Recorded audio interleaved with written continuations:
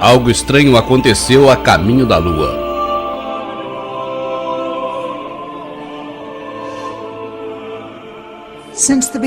Desde o princípio da história, a raça humana está em guerra. Primeiramente com membros da sua própria família, depois com seus conterrâneos e, finalmente, entre as nações. Provavelmente os conflitos humanos provêm do caráter natural da natureza humana e dos lugares desconhecidos e intocáveis do sentimento humano. Costuma-se dizer que nossos conflitos começam, na verdade, quando ainda somos embriões, precedendo até mesmo a criação do planeta Terra.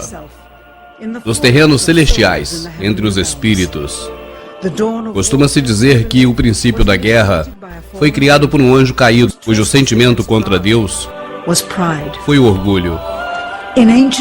Na antiga Babilônia, em uma idade tão distante quanto ao tempo, cujo milênio permanece desconhecido, a Torre de Babel começou a ser construída.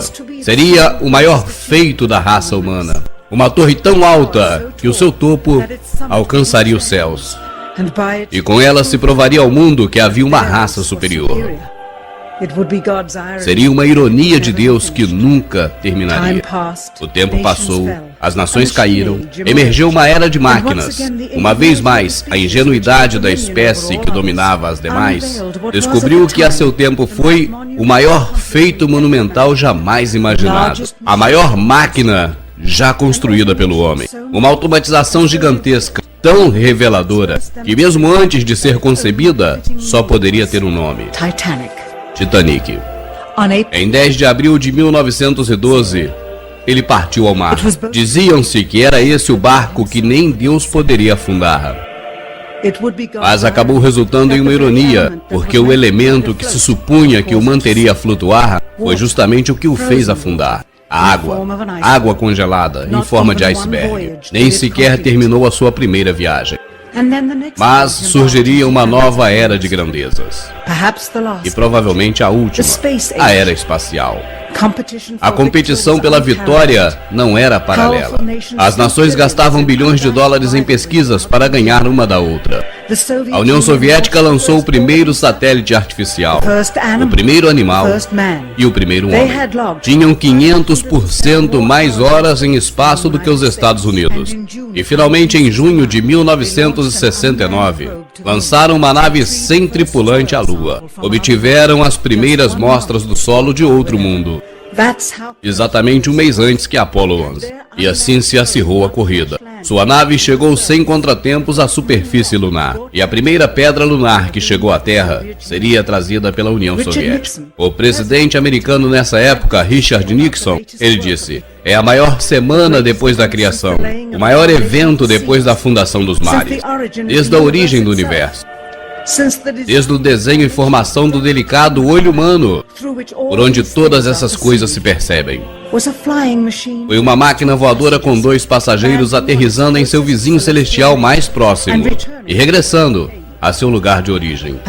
Provavelmente, mais uma ironia de Deus se esconde atrás dessa ousadia humana. A construção da mais alta torre com o único propósito de sobressair entre as demais raças nunca foi concretizada. A máquina que foi tão grandiosa e que disseram que seria intocável, inclusive por Deus, nunca terminou sua primeira viagem. E finalmente, a coroação da raça humana, o maior êxito de toda a espécie humana, o maior evento da história, aterrissar na Lua. 20 anos depois, o mesmo programa espacial não pôde colocar em órbita um telescópio com a lente desenfocada.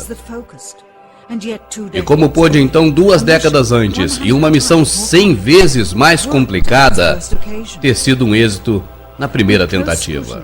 Isso traz um minucioso estudo dos motivos da administração Nixon, um exame crítico do controle total do governo sobre a imprensa. Mas chegamos a novas descobertas da tripulação da Apollo 11 fingindo parte da missão. Mostraremos detalhes do que pode ter sido a maior conspiração governamental de todos os tempos. Algo estranho se passou a caminho da Lua. Take a trip in my rocket ship. We'll have a lovely afternoon. kiss the world goodbye, and away we'll fly. Destination moon. We'll travel fast as a light till we're out of sight. The earth will be like a toy balloon. Oh, what a thrill you'll get riding on my jet. A destination moon. Oh, we'll go up, up, up, up.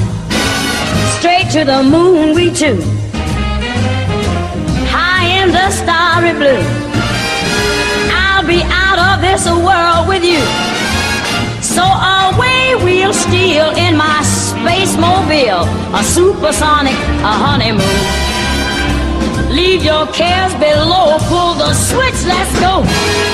A destination moon.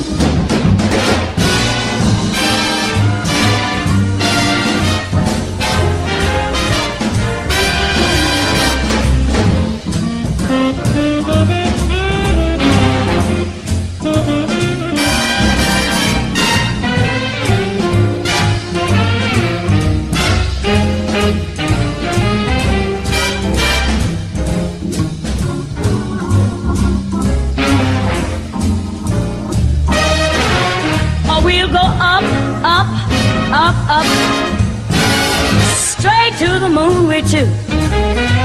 We'll be high in the starry blue. I'll be out of this world with you. So away we'll steal in my jet mobile, a supersonic, a honeymoon. Leave your cares below, pull that switch, let's go. Destination. We're flying high up in the sky. Destination, destination moon.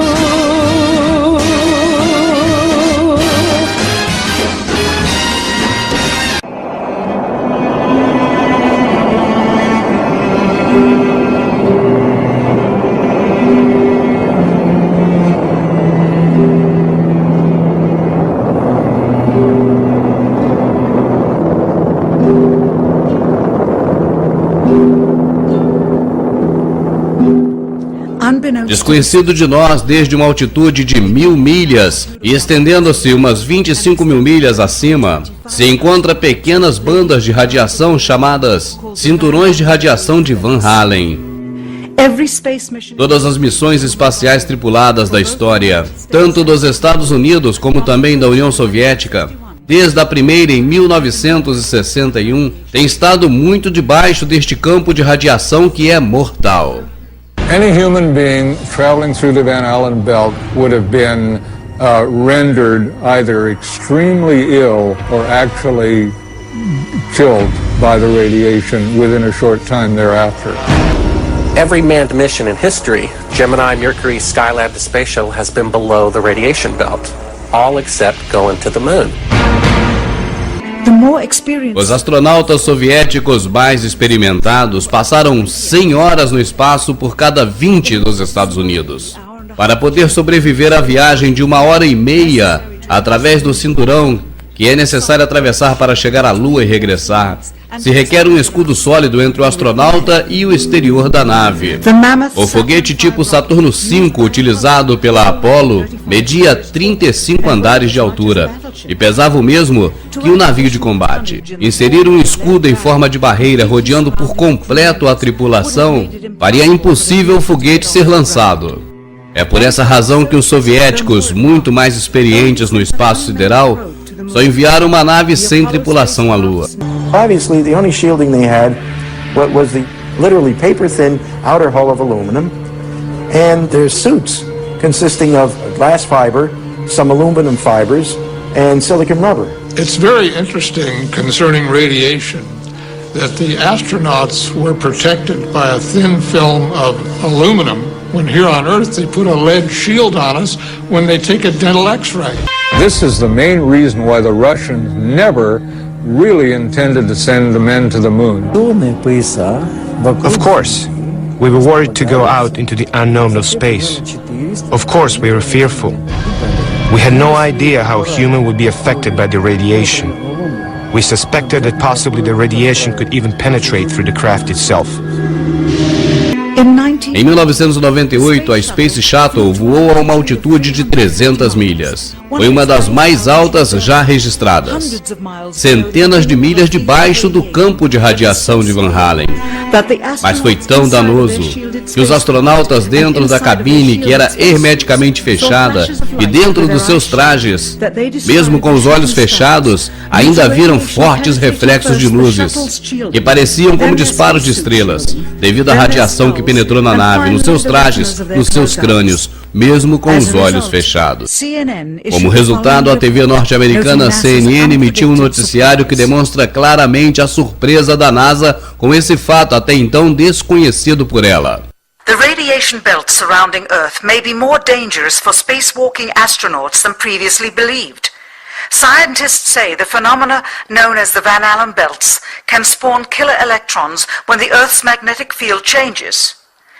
These electrons that are being studied could have an important effect not only on satellites, which has happened in the past, but could also affect the astronauts by creating large doses of radiation that could influence their health. The electrons can penetrate through various materials, including spacesuits, and can pass through, in fact, the walls of the space station, and can create high charges deep inside of the... Quando a União Soviética lançou o primeiro satélite Sputnik, em 1957, havia preocupação por parte dos Estados Unidos de que a União Soviética já havia refinado as suas técnicas espaciais. Também quando puseram o primeiro animal em órbita da Terra e depois o primeiro homem no espaço, e logo fizeram a primeira caminhada espacial, a primeira tripulação de 3 e as primeiras naves simultaneamente orbitando a Terra, a preocupação americana se converteu em medo e logo em horror ao ver como seu inimigo comunista conseguia tudo isso primeiro. People assumed that the nation that won the space race would win the Cold War. We defined that as being first to the moon. Era impossível ganhar os soviéticos na corrida espacial, a qual na verdade era uma carreira de armamento tecnológico. O que poderia fazer? Como poderia a América conceber a ameaça de um armamento superior?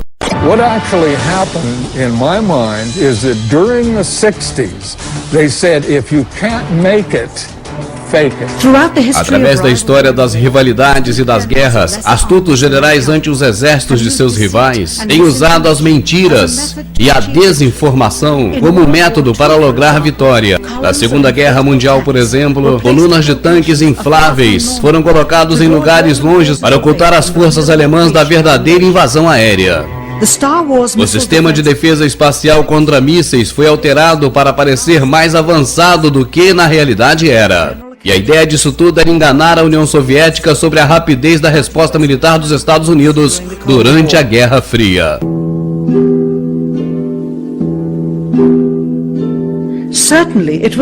E certamente não era possível enganar somente os russos sobre a capacidade de defesa americana nos anos 60.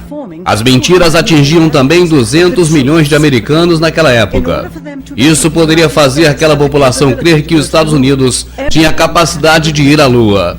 Todos deveriam crer nisso. Além do mais, o orgulho da nação americana estava em jogo, sem mencionar o crescente mal-estar que ocorria em todo o país. Havia um governo que tirava dezenas de milhares de vidas em uma guerra arranjada no Vietnã cheia de contradições. E além disso, o programa Apollo havia gastado já bilhões de dólares. E se viesse a falhar com todo esse investimento, seria um gosto amargo na boca de todos os contribuintes americanos. O custo do programa, cuja única meta era de ser o primeiro a colocar uma bandeira no solo lunar, seria de 135 bilhões de dólares, o que equivaleria à quantidade de uns 9 bilhões de dólares que seria para os privilegiados contratistas, escolhidos por seus amigos da NASA. E se a máquina na realidade só chegasse à órbita terrestre como as missões anteriores haviam feito, então tudo teria se acabado e a funcionalidade dos demais componentes seria irrelevante.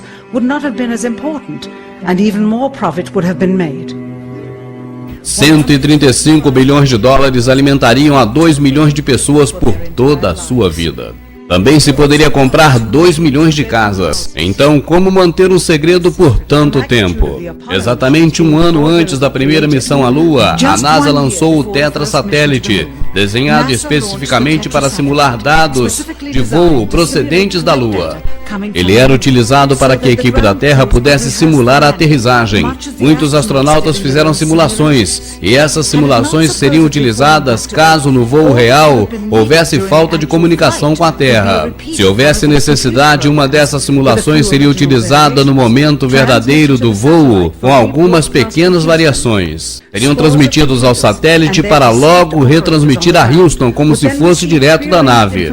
Inúmeros computadores e seus operadores receberiam informações emanadas diretos do satélite. Incluiria falsas informações da nave como altitude e combustível, como se ela realmente estivesse descendo sobre a superfície da Lua. E se os soviéticos conseguissem encontrar a verdadeira posição da Apollo 11, seria como encontrar uma agulha num palheiro. É certo que o programa Apollo estava muito setorizado. Havia vários centros de provas e fabricações por todos os Estados Unidos. E na verdade somente umas poucas pessoas tinham visão global do conjunto. Todas as fotos, sons e imagens que eram distribuídas ao público eram estritamente controladas pelo governo americano e examinadas previamente. Logo após analisadas, eram disseminadas, sem revisão, até agora.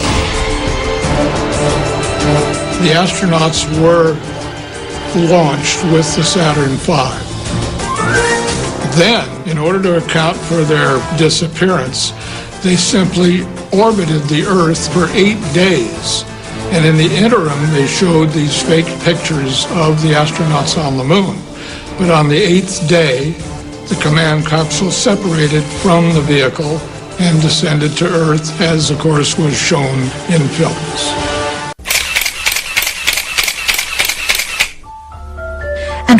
E o que há nas fotografias? O que nos dizem?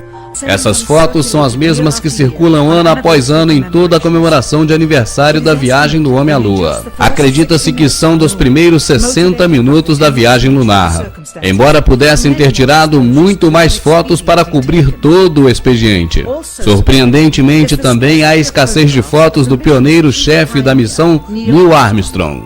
O maior feito da história da humanidade e também do homem que deu o primeiro passo, fazendo eco em todo o mundo, criando uma nova era científica, só tinha uma foto de corpo completo na Lua, e assim mesmo, de reflexo.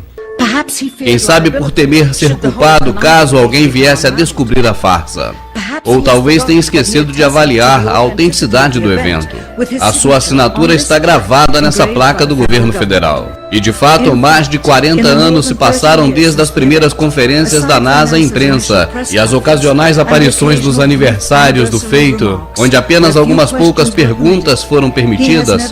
Nunca foi dada uma entrevista diante de uma câmera. A ninguém. Nunca. The reason I believe that NASA and the government faked the moon landing was basically it was technically impossible to do it. And they simply had to come up with some sort of alternative that they felt the public would believe.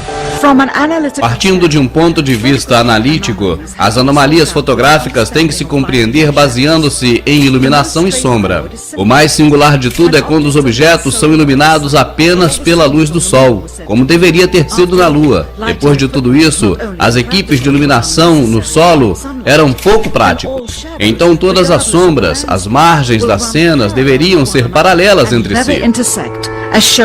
E jamais estariam cruzadas, como mostra esse exemplo.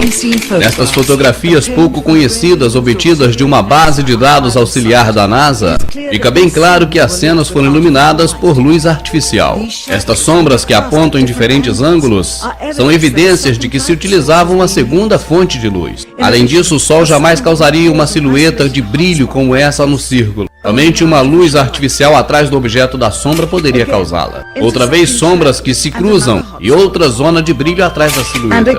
E mais uma vez. E outra vez. É simplesmente inconcebível que essa foto se houvera sido tirada com a luz do Sol na Lua. Aqui as sombras se mostram escuras como piche. E sem nenhuma dúvida, aqui completamente na sombra, o astronauta se ilumina como uma árvore de Natal. Como pode ser isso? Ou essa, tirado do lado de sombra do módulo lunar. Nesta ampliação de uma foto da Apollo, Uma pedra, provavelmente feita de papel cartão, pela dobradura aqui mostrada, está caracterizada pela letra C. Em publicações posteriores da mesma foto, a letra desapareceu, provavelmente editada. Aqui essa cruz que serve de guia e é gravada diretamente no negativo do filme e que deveria, portanto, aparecer na frente dos objetos fotografados, observe que ela aparece atrás do objeto que foi fotografado, claramente evidenciando que houve uma manipulação fotográfica. No módulo lunar visto atrás do astronauta, claramente alguém se esqueceu de criar uma cratera debaixo do motor, já que ele tem 10.000 libras de força de empuxo. Já que essa cratera foi uma das preocupações da NASA nas provas feitas em terra. The fact that there's no blast crater under the LEM is one of the most conclusive pieces of evidence that I find supporting the hoax. A NASA temia que o módulo viesse a cair dentro de uma cratera que ele mesmo criaria quando descesse.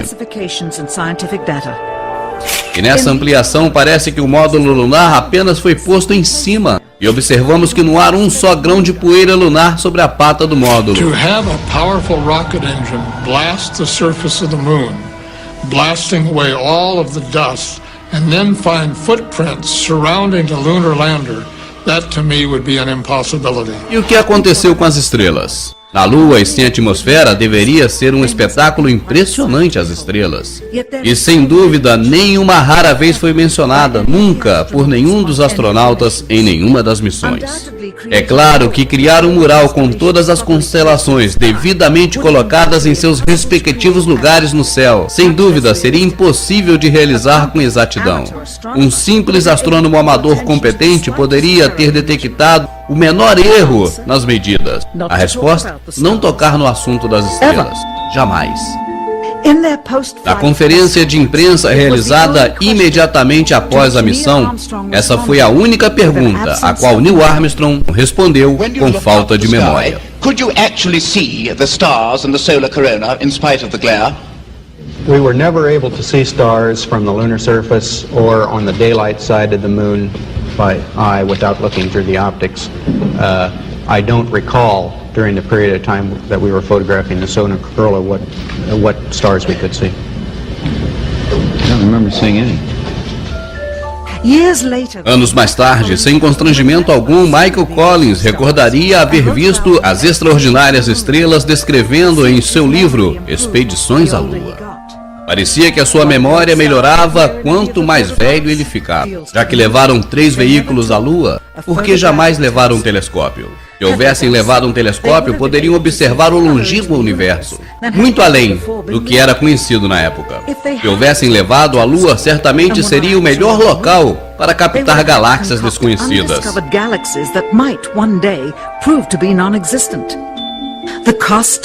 O custo dos 3 veículos lunares em dinheiro do século XXI, cerca de 60 milhões de dólares a unidade, mesmo tendo menos componentes que um Jeep. Onde ia todo esse dinheiro? E logo temos a bandeira balançada pelo vento. E vento, se na Lua não tem atmosfera?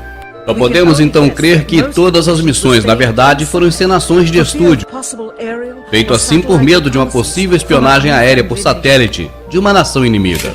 As mochilas, desenhadas especialmente para um cesto da gravidade da Lua, deviam ser despojadas de um sistema de refrigeração para permitir o movimento sem cair-se como peso. Com as luzes do estúdio tão próximas e oferecendo muito calor, criaria um acalorado astronauta por dentro. Talvez a necessidade de contar com ar-condicionado no estúdio seguramente foi o responsável pelo balançar da bandeira. Aqui o editor de imagem fixa a bandeira quando o efeito começa a ser perceptível. E aqui não se deram conta. Esse clipe, obtido há décadas atrás, nunca foi transmitido, devido ao inevitável progresso nas experiências e na supervisão. Mostrar um cesto da gravidade, com o trotar flutuante dos movimentos dos astronautas, se conseguiria com relativa simplicidade. A câmera lenta. Você está vendo as imagens como já vimos há mais de 30 anos. A veremos agora com o dobro da velocidade. E se mostra claramente que está na gravidade terrestre. E não se distanciam do solo mais do que deveria, estando na Terra. E fica claro nessa rara visão de um filme de televisão em color que a tripulação da Apollo 11 levava uma câmera a cor de alta definição na sua missão. E sem dúvida as imagens transmitidas desde o solo da Lua foram estas de uma câmera de baixa resolução e branco e preto. De fato, as televisões quiseram assim, porque além disso foram forçadas a tomar as imagens de segunda mão. Filmaram diretamente da tela de projeção de uma TV de 30 anos atrás. Não poderiam fazer uma transmissão direta por cabo, e essa atitude diminuiu a claridade e a qualidade das imagens. E sabe, isso era exatamente o que o governo federal e a NASA tinham em mente. Melhor para eles seria mostrar algo sem qualidade e com numerosos cortes do que mostrar demasiados detalhes reveladores de um cenário falso. Virgil Gus Grissom foi selecionado como um dos 7 primeiros astronautas, um pai de família e veterano de uma série de voos espaciais. Ele era um herói nacional e seria o primeiro homem a andar na Lua. Mas Grissom era também um crítico declarado do programa espacial. E algumas vezes foi pego dizendo: alguém vai ser morto. Infelizmente, os piores medos de Grissom logo se realizariam. Em 27 de janeiro de 1967, 2 anos antes do primeiro pouso lunar, Grissom e sua equipe entraram na cápsula da Apollo 1 para uma simulação integral. Os problemas começaram quase que imediatamente. Primeiro, o sistema de comunicação falhou.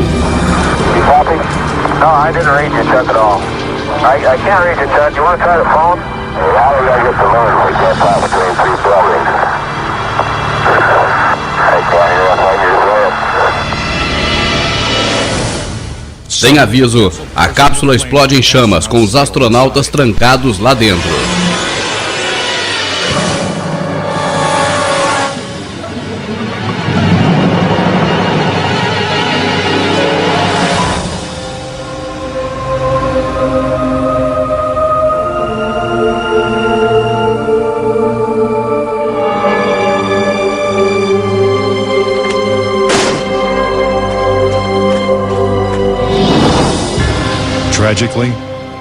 Tragicamente, Gus Grissom e White Roger Chaffee perdem suas vidas antes de deixar a plataforma de decolagem.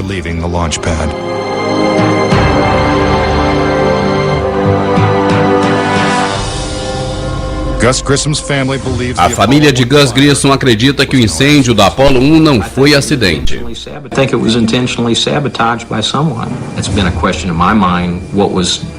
Found in the accident investigation and how was that handled? Was the CIA involved or whoever? But it was done intentionally. A família de Grissom não sabe quem foi responsável pela sua morte e o que realmente aconteceu, mas eles dizem que a NASA sabe a verdade. Gus gave his life for this program, and I feel like that it is up to NASA to come forward and give us a direct answer to what really happened. Teria Gus Grissom e os astronautas da Apollo 1 sido vítimas de um acidente? Ou foram silenciados porque sabiam demais? Você pode nunca saber. A causa do incêndio ainda continua um mistério, e a cápsula continua trancada em uma base militar americana. Mas Grissom não foi o único crítico da Apollo que teve uma morte suspeita e precoce. Thomas Ronald Byron foi um inspetor de segurança durante a construção da Apollo 1. Depois do incêndio, Byron testemunhou perante o Congresso que o programa Apollo tinha tantos problemas que os Estados Unidos jamais chegariam à Lua. Ele chegou mesmo a dizer que as suas opiniões o transformaria em um alvo humano.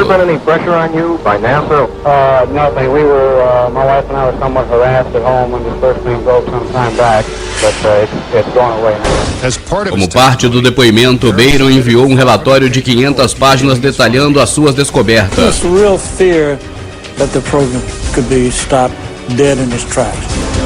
Mas exatamente uma semana após o depoimento, seu carro foi atingido por um trem. Byron, sua esposa e sua filha morreram na hora. I believe that Thomas Ronald Barron was murdered because he had the truth to tell about the Apollo project. Os relatórios de Barron desapareceram misteriosamente e depois desse dia jamais foram encontrados. Mas o programa Apollo continuou, assim como a tensão das mortes precoces. Entre 1964 e 1967, um total de 10 astronautas morreram em acidentes estranhos. Essas mortes correspondem a surpreendentes 15% da equipe de astronautas da NASA. Keep something that's alive wrapped up and covered over. You've got to eliminate all the people that can talk about it.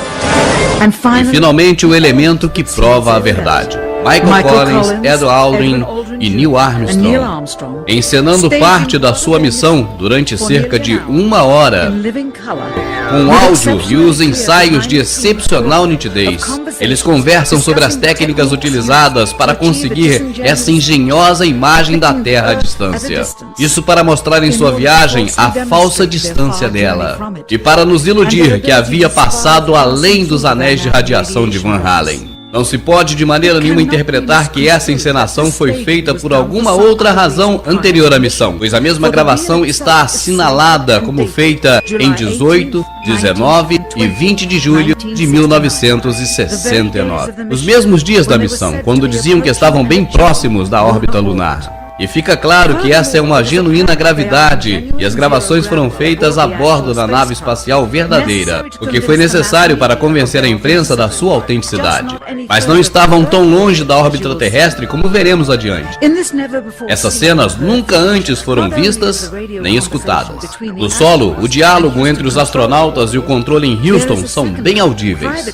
Você vai prestar atenção a seguir e vai ver que há uma segunda voz oculta ordenando a direção da conversa entre a tripulação, a Terra, por uma terceira. Ela ordena aos astronautas o que dizer, quando dizer e como manipular a câmera com eficiência. Observe bem.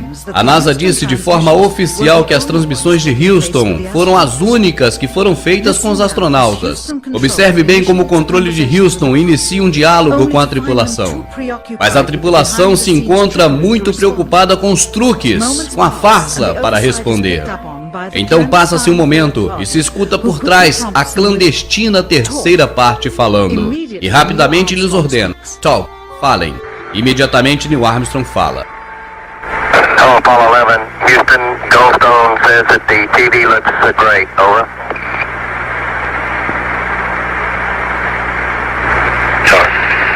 Okay, Roger, we're coming in on Earth. Novamente, a ilusão que tratam de criar é a Terra vista distantemente. Isso para demonstrar que estão viajando muito longe dela e que tiveram habilidade para transpor os anéis de radiação de Van Allen. Temos que ter em conta também que apenas 20 segundos desta gravação de 1 hora foram emitidas ao público. E essas conversas no interior da Apollo 11, detalhando a farsa, os astronautas criam que estavam sendo conversados em segredo. Até agora. Neste momento, comentam que as transmissões de televisão não eram transmitidas ao vivo, como se supunha. Roger, Neil, we just wanted a narrative such that we can, when we get to playback, we can sort of correlate what we're seeing. Thank you very much. Neste momento comentam que apagaram a iluminação interior à nave e bloquearam a luz do exterior que entra pelas janelas da Apollo 11, preocupados para não causar nenhum reflexo sobre a parede do fundo da nave. Well, we shut out the sun coming in some of the other windows into the spacecraft, so it's looking through the number 1 window, and there isn't any reflected light.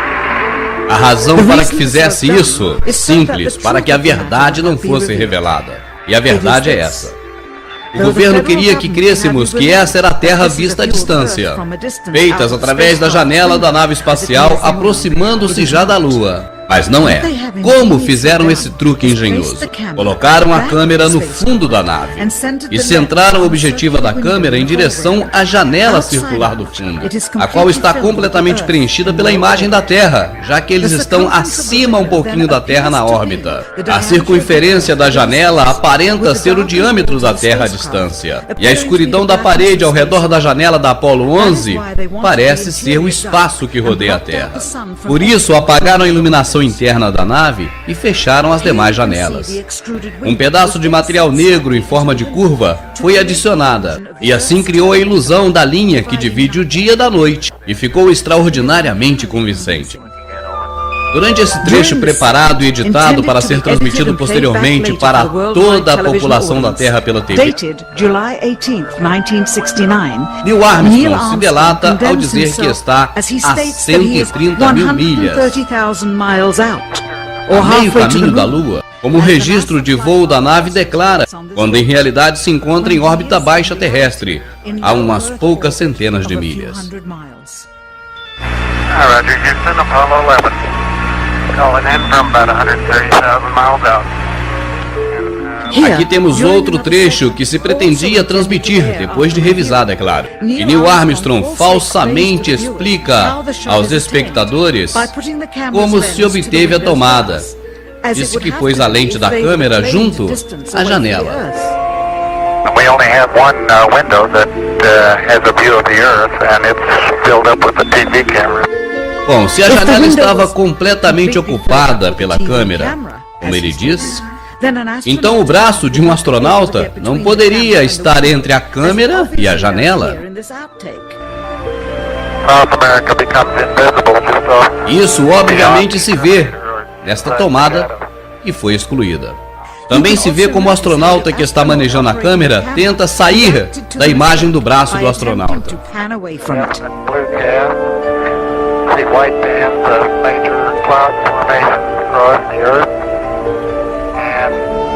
Eles pensavam que esse trecho não estava sendo gravado, e muito menos que se utilizaria, pois a lente se desenfocou, e a cena a seguir mostraria o interior e os astronautas trabalhando. Aparentemente o botão que para a câmera deixou gravando, e eles não perceberam. À esquerda, a pequena fonte de luz que utilizavam para ver o painel de controle, e que não deixava entrar luz no interior da tomada.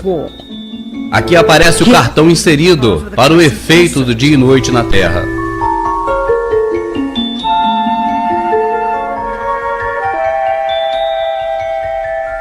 E finalmente o enfoque se abre, e podemos ver a verdadeira captação da lente da câmera, e nossa muito brilhante e próxima Terra pela janela. E aqui está a filmagem do dia 19 com o mesmo truque no dia 19. E novamente no dia 20. E a mesma tomada no dia 20.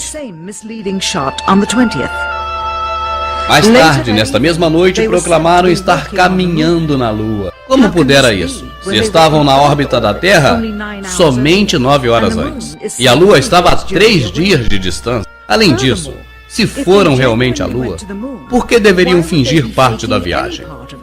Por que usar o truque da janela, fingindo estar a meio caminho da Lua? É óbvio que fizeram dessa forma, porque não puderam chegar a meio caminho da Lua.